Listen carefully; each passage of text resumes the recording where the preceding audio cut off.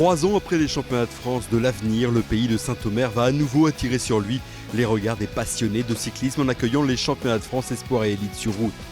Ça nous a donné véritablement une envie de poursuivre cette grande fête du vélo qui était déjà les championnats de France de l'avenir en 2014 et avec, j'allais dire, à la fois toute l'équipe emmenée par Philippe Taquet, le président du Vélo Club de Saint-Omer, le comité régional de cyclisme et puis la fédération.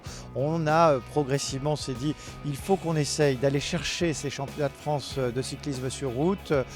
En 2015, on a accueilli pour la première fois depuis 1973 une arrivée des 4 jours de Dunkerque à l'époque, et puis c'était un peu pour nous roder, pour un peu consolider cette candidature, et puis ensuite notre candidature a été retenue, ça a été une explosion de joie parce que c'est véritablement tout un territoire qui est allé chercher cette formidable responsabilité. Du 22 au 25 juin prochain, durant 4 jours, à une semaine du départ du Tour de France, ce sont 540 coureurs pour plus de 80 000 spectateurs qui sont attendus dans l'Audomarois au cœur des Hauts-de-France, terre de vélo.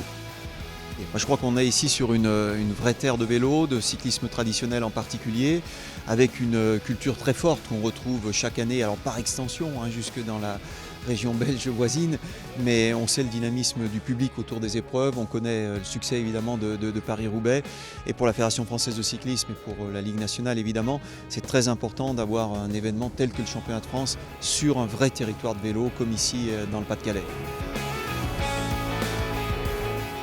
Jeudi, avant la présentation officielle de ce week-end festif en terre audomaroise, les coureurs ont pu découvrir le parcours. Un parcours sans grande difficulté, si ce n'est la côte d'Aline. À partir de la prison, c'est un long faux plat descendant, toujours sur une grande route.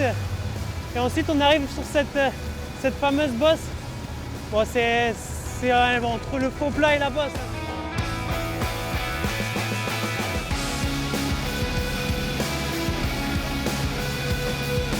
Ensuite, on sort des maisons, donc à découvert la dernière partie de la bosse.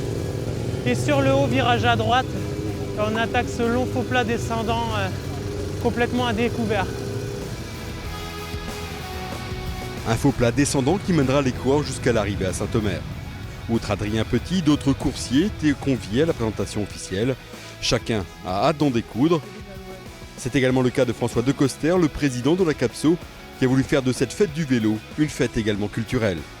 Rendez-vous du 22 au 25 juin pour les championnats de France sur route en terre audomaroise.